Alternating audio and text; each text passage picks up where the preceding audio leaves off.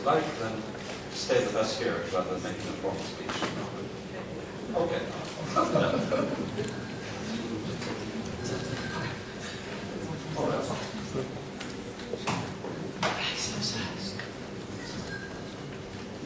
So, Honorable Speaker Ergma, Excellencies, ladies and gentlemen, it is my great pleasure to be here today in Tallinn, together with politicians, researchers and diplomats, commemorating 20 years of our joint efforts. Throughout history, the Baltic people have experienced different times and have witnessed many changes. Our parents and grandparents experienced occupation, deportation, property confiscation, collectivization, and had no right to choose. 20 years have passed, and now our children have a choice. And even more, they take for granted freedom, security, as well as opportunity to study and travel freely. That is the reason we may say that the last 20 years in the history of the Baltic states are a success story. Only 20 years, and what a difference. It might be a short time in a nation's history, but it is a long time in a lifetime of one human being. During these 20 years, we have succeeded in many ways. The Baltic states are the only countries of former Soviet Union who have become members of the European Union and NATO. We have accomplished dynamic reforms. We have experienced impressive economic development, as well as the huge impact of the global economic and financial crisis. The last years have been difficult, but we still have to remind ourselves that 20 years ago we had to contend with food rationing and foreign military troops in our lands. It is my conviction that only by working together, by trusting each other, and by coordinating our efforts, we have managed to succeed. Tomorrow, we will commemorate the 20th anniversary since the establishment of the Baltic Assembly. It was one of the key institutions that shaped our cooperation throughout these years and helped us to achieve our common goals.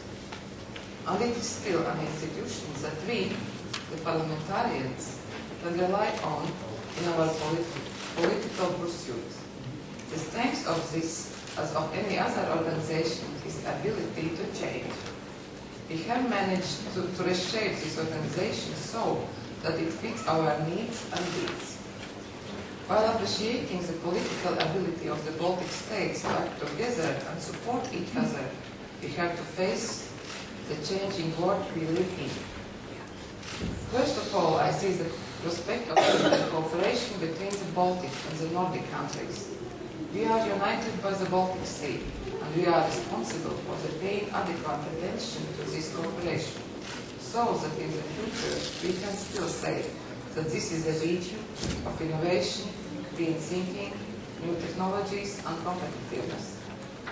The Baltic Sea region can become a trademark of success if cooperation is enhanced in areas like environment, education, energy security. And we, the politicians, can push the agenda forward. It is a difficult time for Europe. It was a very difficult time for Latvia 2 years ago. But we were decisive and focused on our actions. We managed to overcome this crisis, and now we can see the fruits of our efforts. The current government, led by Prime Minister Valdis Dombrovskis, is a third successive government which is a track record in the history of our state. While global economic and financial turbulences are evident, the Baltic states have proved that they can be a stabilizing factor and responsible partners in the region and in the global community. 20 years ago, we succeeded in our quest for independence. Now, without hardship, sacrifices and difficult times, we managed to become a stable, democratic and prosperous region that contributes to the overall security and stability of the Baltic Sea region and Europe. We prove to the rest of the world that the unity of friendly countries can change the course of history. That will be the basis for our success, and it is the path that we have to follow. Thank you.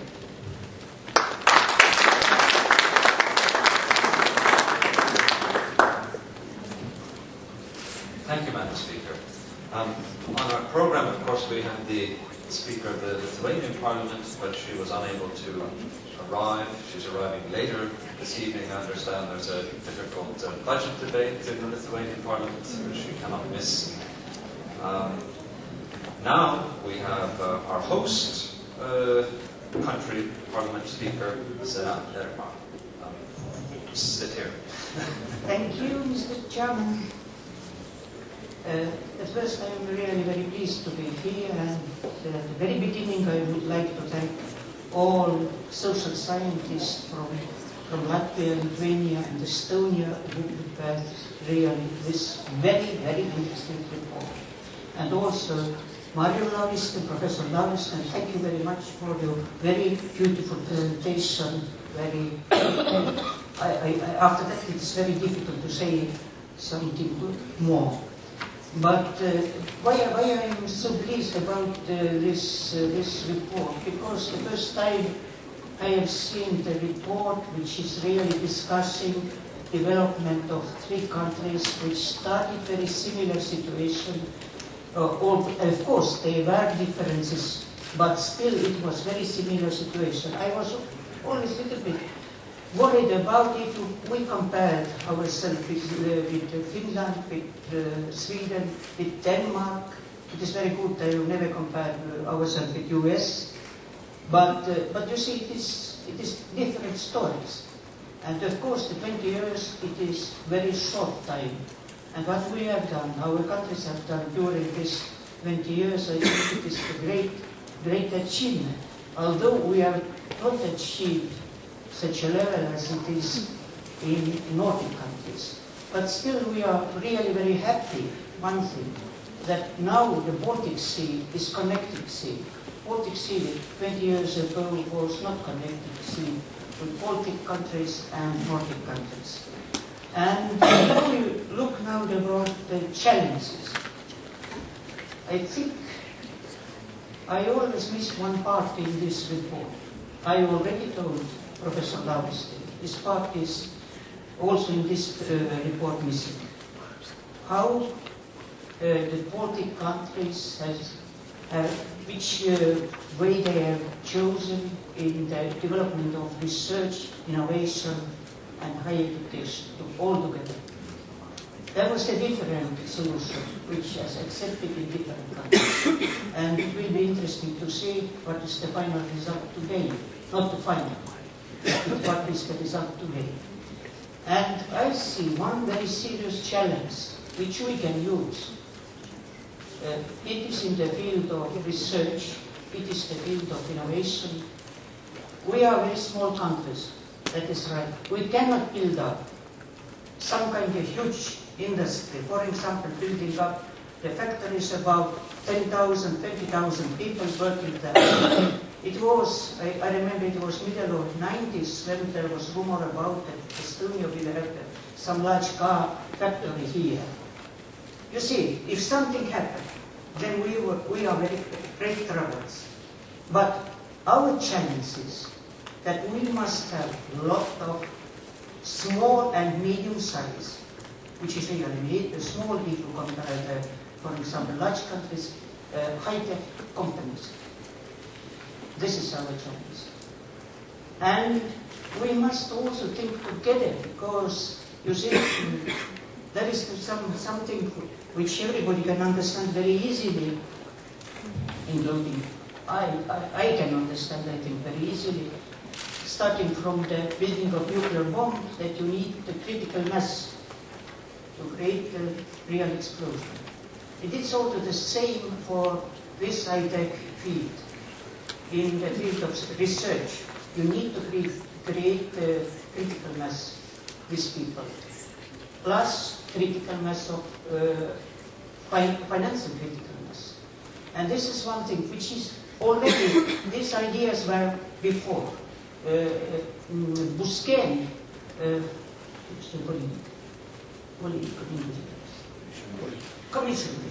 Commissioner Busquet already have told about creating the European research area. We cannot see it today, but I think it is necessary. Maybe we will start to create a research area, combine together our best brains, maybe to build up, for example, center of excellences, which is not based only the Estonia, Latvia, Lithuania, but it's based in different countries. Maybe we must create some funding. I know how we like to have our money in our pockets, but this money is very small one. If you put them together, we can do the thing. This is one thing. This is only not the center of excellence, which is mainly the academic direction, not always. But it is always center, what made it the center of research and innovation, which is more connected with economy, very modern economy, very high-tech economy. And if you can do this, I think we may be much more successful. I can tell you what is the areas. Of course, infotechnology, this is one.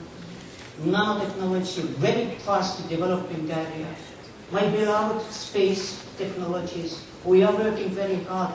We are already Estonia, next door to be the full member of European Space Agency, but we are asking already Latvia, Lithuania, and also Poland will be the part of this. Every country alone cannot do anything.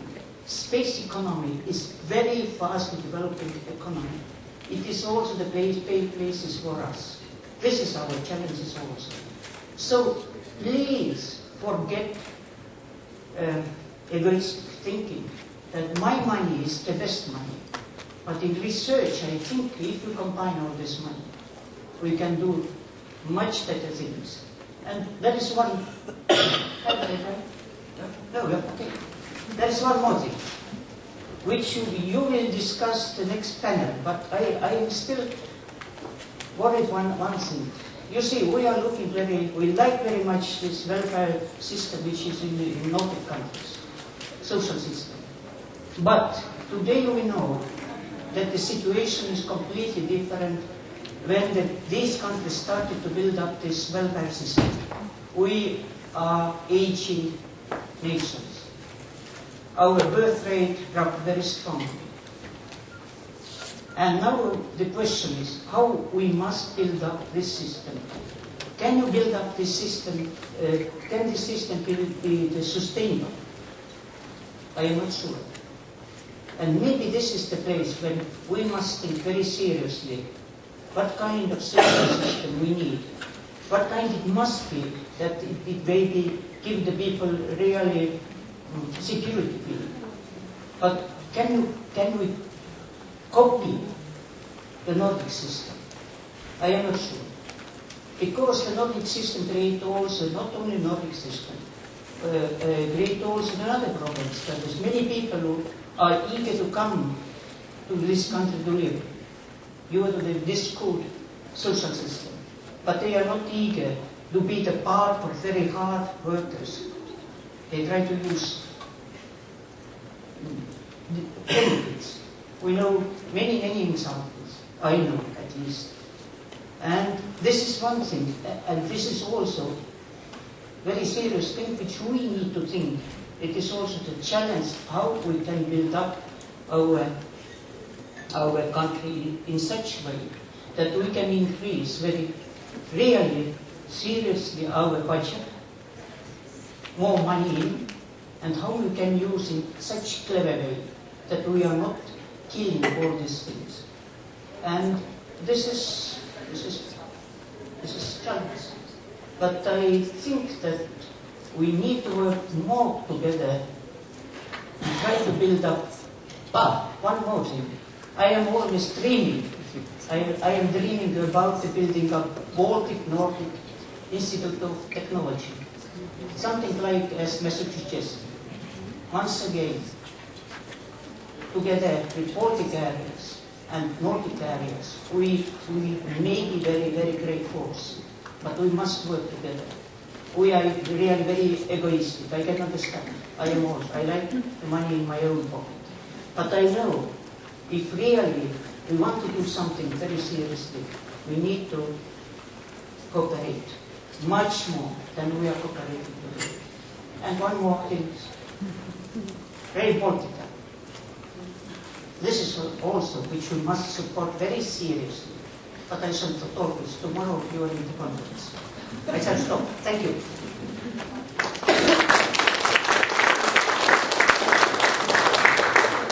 Thank you, Madam Speaker, for your visionary ideas. We now turn to our furthest guest from Warsaw, Ambassador Czyz, who is responsible for Baltic issues in the Ministry of Foreign Affairs of Poland. Floor is yours. Would you like to sit there, or? Yes, good.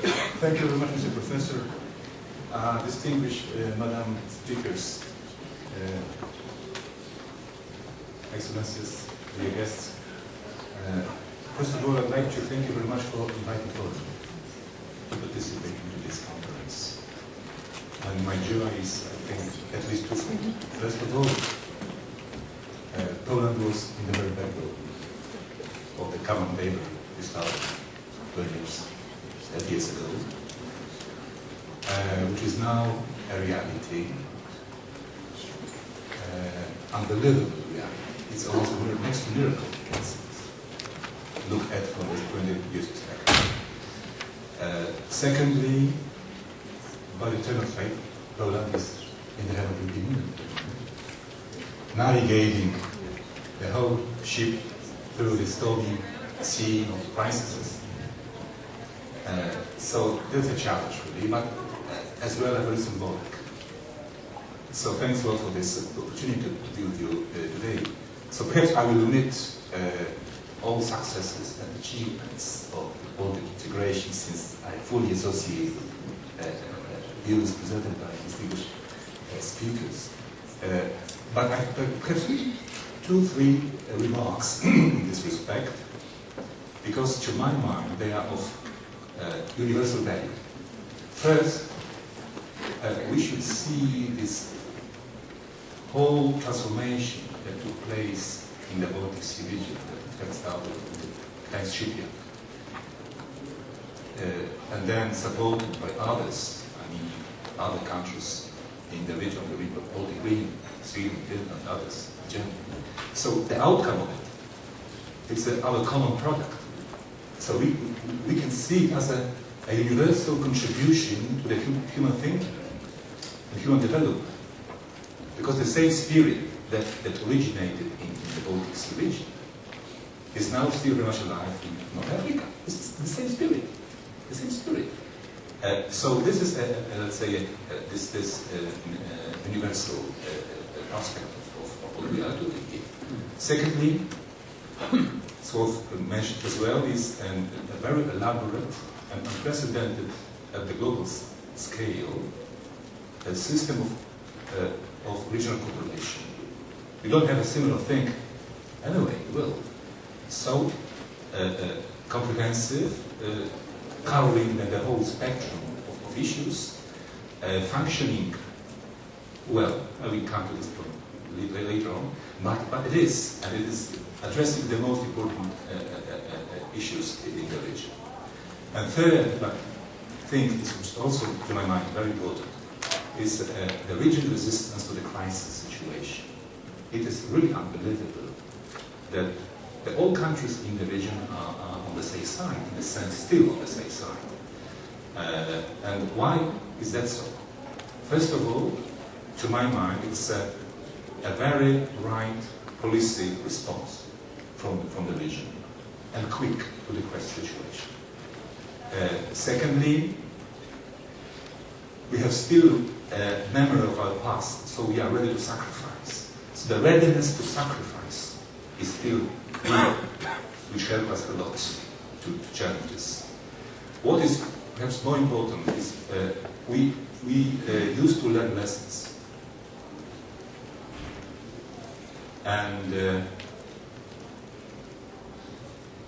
we are wise enough to use locally available know-how in order to to deal with the problems. So now I will move to the opposite side of the coin, to problems and challenges. Well, I will group them in three groups. Let's say macro-regional related, European, and let's say geopolitical. So we can say that the level of the so-called Baltic identity varies enormously from country to country in the region. In some of them it's quite low. And the result of it is that to accumulate enough political critical mass to trigger the political decision-making process at the regional level is extremely difficult, not to say impossible. So the region needs a more sustainable political impetus. Unless we have more clarity in this respect, what are expectations of the respective countries? Some of them are even lacking the Baltic strategies. So unless we have more clarity about the expectations and the strategic interest of the countries in the region, the further problem will be quite complicated. So more clarity as far as our intentions in the region are concerned, a more political driving force. This is particularly important as far as great infrastructure projects are concerned, transport, energy, especially energy security, and other things, environmental protection. So here we should generate, let's say, a new common Baltic agenda. That's the main point to my mind. From the Polish side, I can tell that we have, over the last time, a lot of development towards the Baltic Sea. And there are two reasons for it. First, there is a growing pressure from the regions to the, let's say, national level to do something with the Baltic. It's very vivid. There's a pressure, and the expectations are growing. Secondly, is the implementation of the European Union strategy for the Baltic Sea region. As you know, during the Polish presidency, we just completed the first review of the strategy, and the outcome is well, overall good, but some recommendations for the future. But the process itself has already produced a very positive impact on the thinking of the region. So we see that the administration, that the regions are pursuing a real potential, and the region as a whole is gaining a new position in the Polish foreign policy, which is absolutely important, given the fact that the biggest part of the countries in the region are, let's say, somehow not very much Baltic-wise oriented, which is, to my mind, a crucial thing in the whole endeavor. So this enormous diversity of the region and the divisions that are still there, it seems to be easier to alleviate geopolitical borders than to eliminate borders or limitations in human minds. So we are still mentally very much in the past. It's very vivid. So all this makes it very difficult to create a stronger common regional identity of the region. So it's a huge homework to be done in this respect.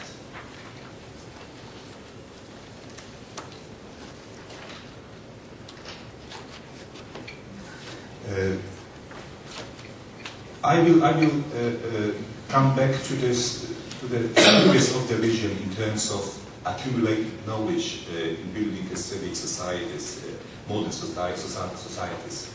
And to my mind, this experience, locally available, should be used to much larger extent in order to build this common identity of the region. We are talking about Balticness. Concept of what is Balticness, nobody really knows, but I think perhaps it's a goal to somehow to be pursued in order to define Balticness as a common reference point to strengthen the identity of the region. Perhaps we need a Baltic curriculum to be introduced. Time is running out. Okay. Curriculum to the education or for young generation or something. So it's a lot to do. So I'm just speeding up the EU level. We have more and more EU in the region, and we need more of it. And the EU strategy for the Baltic Sea region is an enormous opportunity for us to strengthen this European context in our region, and to help to close all these gaps and this economic, social development in the region. The strategy, the overview of the strategy revealed a lot of shortcomings in its implementation. So we need a lot of improvements. Not time to say about it at the moment. So I will conclude with 6 recommendations. Just 2 minutes more. So 6 recommendations for the region for the future. They perhaps look like a wishful thinking or political science fiction, but it's, let's say, ideal proposal to be considered. So first, a stronger political focus on the region is needed to create and pursue an ambitious common agenda, including security and confidence-building measures. No taboos. We should talk about everything in the region. So the common Baltic agenda. Secondly, a better management of the region based on complementarity and clear division of labor. So the whole structure of cooperation should be somehow streamlined and result-oriented. It's a huge work, but has already started to be pursued. Third, the EU is at the crossroad at the moment, and the whole European project is severely challenged. The Baltic Sea region should strengthen its voice and impact on as regards the future of the region. The message should be simple: a stronger political and economic leadership, securing a high level of integrity and unity across the whole EU. 4. More European integration in the region through the use of all available EU policies and instruments with a special focus on the EU strategy for the Baltic Sea region as a general framework of the region's development. 5. Better use of the region's unparalleled transformation and innovation experience in the process of comprehensive social modernization, leading to a higher level of regional identity and responsibility. And 6. The region should pay necessary attention in the geopolitical sphere, not to forget about our immediate neighbors, Belarus and Ukraine. Thank you very much.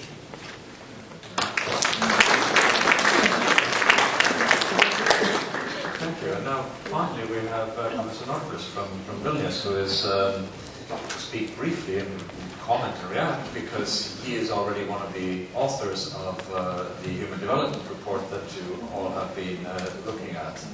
He's also the author of a very intriguing book which is just coming out, and I haven't seen it, just showing that, if I get the title right, about the Slovenia on the Baltic and Lithuania on the Adriatic. Slovenia and Adriatic Lithuania. And that sounds like a very intriguing title. I look forward to that being published in the beginning of next year. So, Professor Norkus. Thank you. I really will be brief, and maybe will second a big Polish brother with another one recommendation. Maybe using occasion, but we have here in this audience so many politically responsible persons, members of parliament, who are making those budget decisions making something real. And well, here I'm very special situation because I'm not politically responsible person. I'm academic expert. Well, so briefly, most important among all gaps is productivity gap. Well, we are performing rather good in terms of this human development, given our scarce resources. Well, but to come ahead, we must, to catch up this productivity with Nordic countries, co-European countries, then we will have such good welfare regime as they have. Well, and the key when you advance this technological frontier is transition to the innovation-oriented economy. Here I want to second Dr. Ergma. So what? Well, simply the best example for small country how to be smart country is Israel. Well, what is specific about this country? Well, it is leader in investment in research. Well, and what's specific about Nordic countries among European countries? It's high level of investment in research. There was a lot of talk about how good welfare state is. Well, in here, my point is, look. They have the highest levels of investment in research, and well, Israel is world pioneer. And well, small states who do not economize on research, even in such heavy situations like in our days, where it seems this second dip in economic crisis is approaching, are doing the best thing.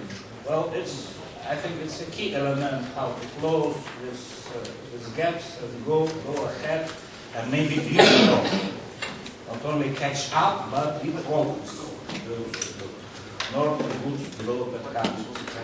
Okay, thank you, Professor Norkus. Marju, of course, that you won't say anything, but I very briefly only also want to support this idea. When I talked about this, how to become from small country to small and smart, then we cannot do this. We cannot become smart without investing and without really having real interest in research and development in broad sense. And I very much want to stress this innovation also in broad sense. Not only in technology in terms of machines, but in social innovation also. For example, innovation as the same welfare system is social innovation. It cannot be done just so that one politician says, oh, we have to save money, just cut off some spendings. Because it is systemic change, it needs analysis, it needs very sorrowful systemic analysis of all impact. And I hope that we will come to this Baltic Nordic area of research and competence centers, which will include also social innovation. Yeah, but there is also, you see, very important that every politician must have the idea, not only one is saying let's save the money, another is saying let's use this money, and not thinking forward. This is very important, which I think which is social scientists must give very clear direction. Okay, the debate is already beginning up here on the panel, which is wonderful, because that's our aim, to create debate here. And I thank the panelists for being well disciplined, which has given us amazingly still 15 minutes for some discussion, which is more than I hoped. Which gives you finally an opportunity to open your mouths and share your ideas and questions with us, and hear the responses from the panelists. So, is there someone from the audience who would like to begin? Or shall we let the panelists go at each other?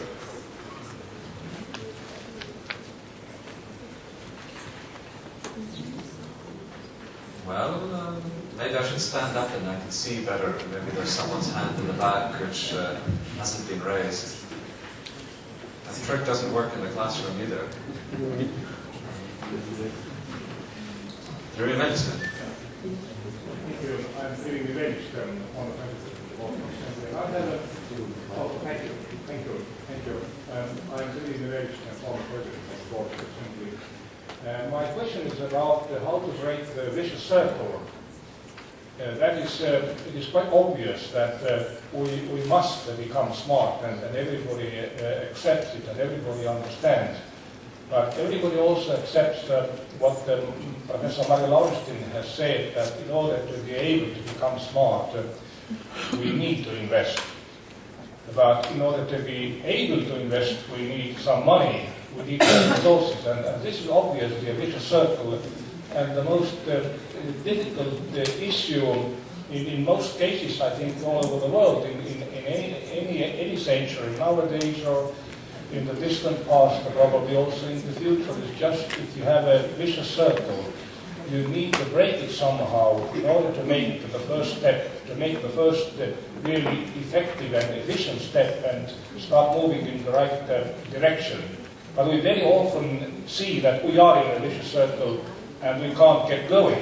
So my question is, I wonder whether anyone on the panel has an idea, what are the best ways to break the vicious circle and to be able to move ahead? Thank you.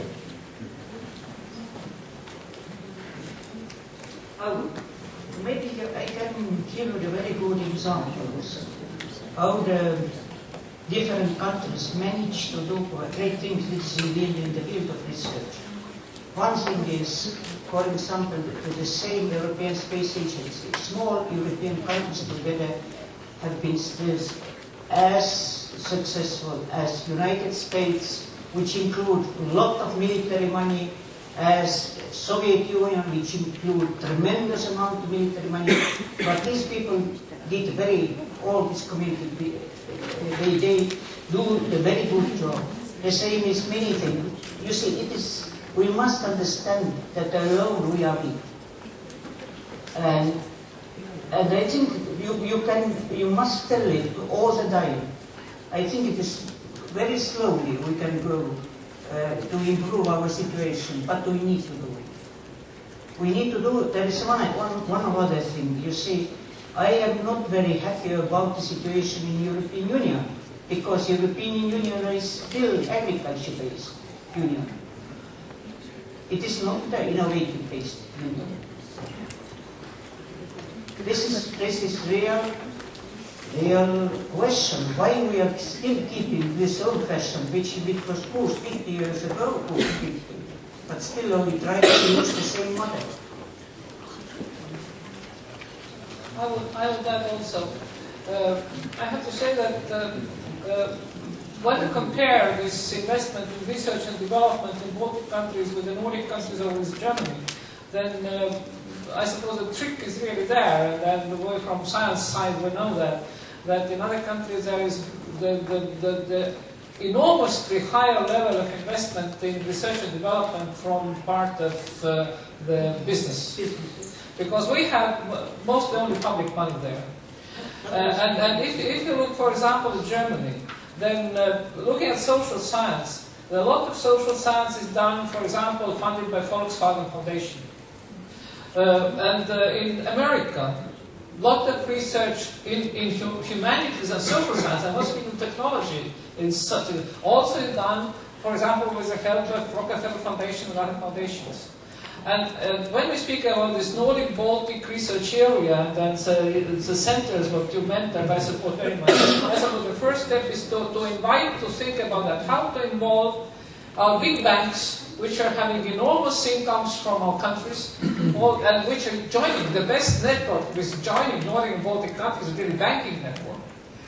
Why not to invite our banks, common Nordic Baltic banks? Why not to invite the other big companies to join this, say, foundation or some kind of thing. Well, yes, when there will be this input from states. This is public-private partnership type. And I suppose that would be the only good solution, because without the public money we will not achieve that. Well, my view is the transition from this brain drain to brain circulation.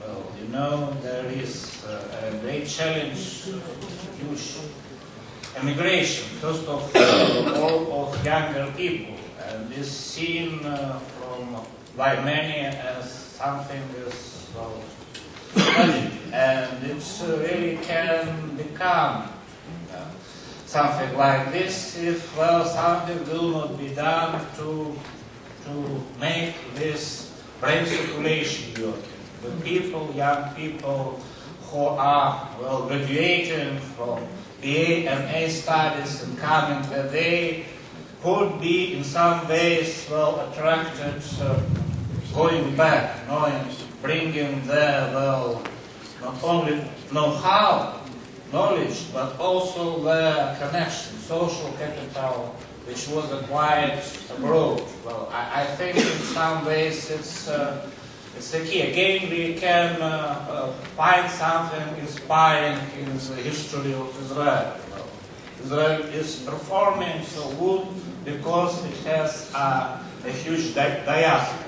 Well, in a few years, in 10 years, we also have diaspora, not less than Israel. But if this new diaspora will work in such a like way how worldwide Israeli diaspora is working for Israel, we will performing not worse than Israel's performing, will be smart in Israeli way. I have a question to Polish. Madam Speaker, specifically here. Yes, if the question was also what makes circle, then I think first of all we need smart politicians. We need the politicians to be smart and understand how important it is to cooperate and find common solutions. And I am sure that we will find the right solutions and the right projects, and our countries will become smart. May I ask a question from a Polish colleague? Because as you are the presidency country, when we speak of this Baltic strategy, the European Union, then it is a very nice thing, but it's very much still the frame which is not fulfilled with money. And Poland now has a chance to fulfill this frame with money, to really have the Baltic strategy as a real strategy, meaning also having resources. Also including resources for this research area. What do you think about that? Well, you're touching upon a fundamental problem here.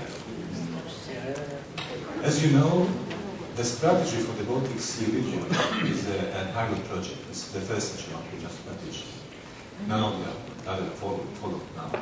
But it's a kind of testing ground for the Union. And the whole 27 members agreed on the strategy, provided no new money, no new institutions, no new regulations. That's a starting point. So we are really stuck in a sense. There's I think it's a basic dichotomy in a sense. First, we are extremely ambitious in defining our goals and objectives. At the same time, we are not providing enough money, financing for them. And that's the fundamental problem. That's the fundamental problem. And now, of course, we are trying to address this issue within the framework of negotiations on the next multi-annual financial perspective. But at the moment, we are in a very, very preliminary stage of the discussion. We are talking about generalities, about the methodology of the negotiations in the budget building, about the time frame, not about, let's say, fundamental building blocks and the content. Okay. So it will be, I think, to the Danes and others to put more flesh on the bones of the strategy. But it will be, to my mind, very difficult to overcome this fundamental primal problem. I mean, no job, money put to the strategy. So we have to live for the time being with what is allocated so far. And the way out is to better use it. Better use it. So, better management of the strategy, in fact, more ownership by the local and regional authorities, public-private partnerships. So these are recommendations, the very recommendations included in our conclusions, to be followed by the member states and the authorities. So everything boils down to the better practical coordination actually in the field. Of course, during the discussions in Brussels on the strategy, it is very apparent that there are countries who require, let's say, more money to the strategy. So we recorded such a point of view. That strategy should be equipped with a separate financial line.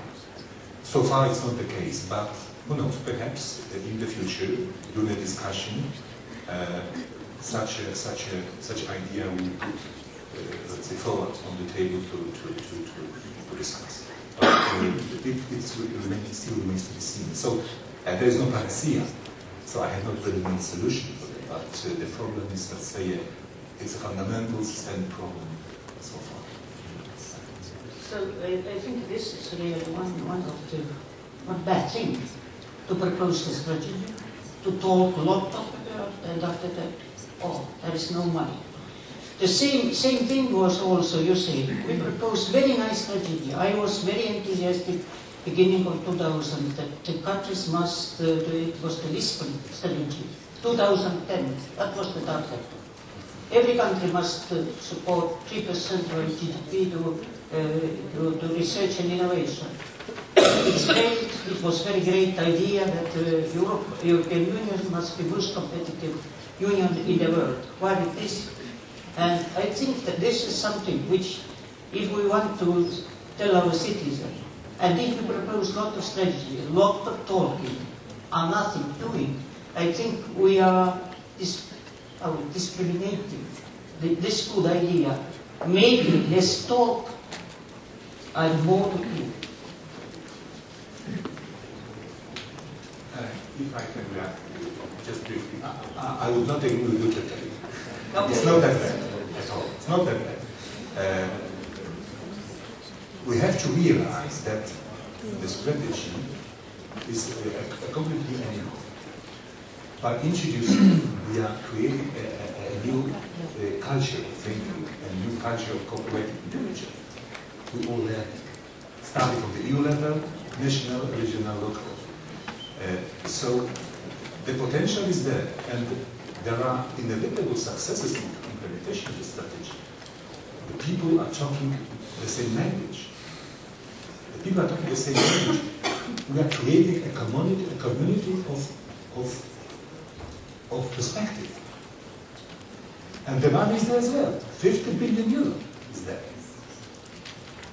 for the goals in the strategy. 50 billion euro is for the strategy objectives in the EU budget. All instruments, cohesion, cross-border, science, environment, everything, 50 billion. It's a whole lot of money. So what we are talking about is a concrete budget line, just allocated, earmarked for the strategy. That's the methodological and the systemic change, which perhaps will have to take place. Is there anyone else from the audience? We have time for one question more. Thomas Alatalo, I see there. Oh, okay.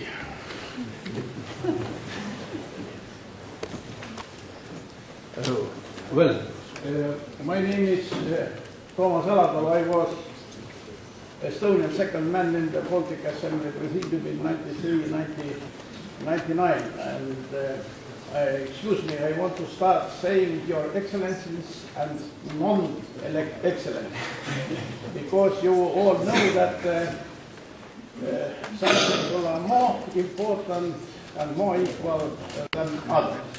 And just here was already mentioned that finance depends on the parliament. And I wanted to start saying that I was that man who registered at the Baltic Assembly as regional interparliamentary organization. And it took place in 97. It means 6 years after we had already started our work.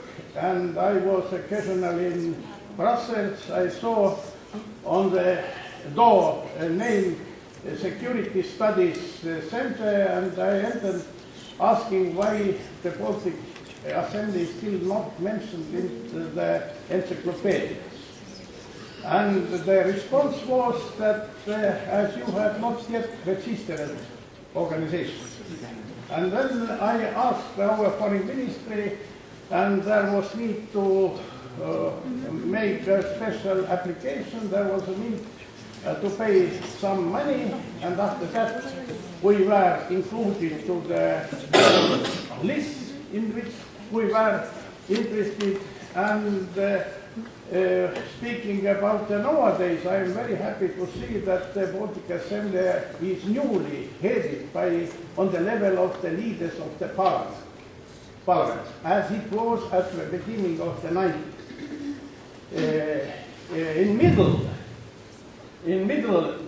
At the end of the 90s and at the beginning and in the period when we entered the European Union and NATO, the leadership was, let's say, third and fourth ranking politicians. And I am totally sure that it was a mistake. And today, as European Union is in crisis, and there is a need to make very important decisions and very quickly, there is no time to waste.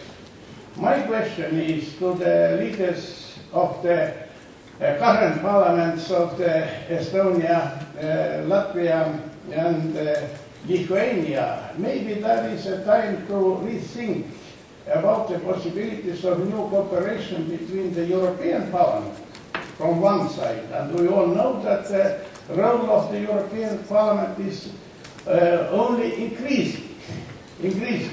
And between, let's say, the representation of the Baltic Assembly. Because when we are speaking about the European Parliament, we all know that they are working according to the party belonging. Of course, we are saying that our representatives there are defending the Baltic countries' interests. But I am totally sure that there will be additional abilities. And why not to make agreement with the European Parliament from one side and the Baltic Assembly from other side, that Nordic Council maybe about the third side, to hold regular meetings in each 2, 3, 4 months until this crisis period is going on. As we have our own interest in this situation, we have our own proposals, and our governments need additional and concrete and effective support from our parliament. Thank you. Thank you, Mr. Arthur. I guess that's a question for our two parliamentarians here. So fundamental question. It is the same as it was proposed last time when we gathered together the World Speakers Conference. Then one was proposed, there was one, the Secretary General proposed that we must be the part of the United Nations and also as the Parliament. I think that we have to work together very, very seriously. You see, Nordic Baltic speakers are working together. We are each year the meeting, and we really work many issues, and we have our common opinion on the many questions. For example, now we are discussing very seriously how to change the Western European Union, which is now dead. And how now do we discuss this? The European Parliament has proposed not such a decision which we like, because we want to have very flexible, very fast working committee. It is not a committee including the chairman of foreign affairs committees and the defense committees.